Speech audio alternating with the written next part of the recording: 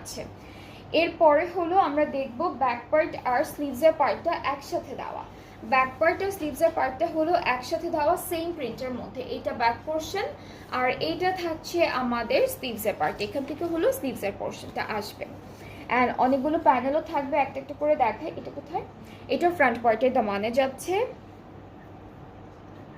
এটা নেকে বসবে। এটা হলো সুন্দর করে নেকে বসে যাবে। এটা কোথায়?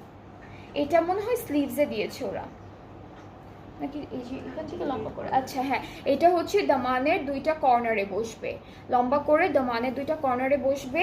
অ্যান্ড সুন্দর করে এই ড্রেসটা দুপাট্টাটা একটু ডিফারেন্ট, যেটা হচ্ছে আমাদের শিফনের মেটেরিয়ালের মধ্যেই থাকবে।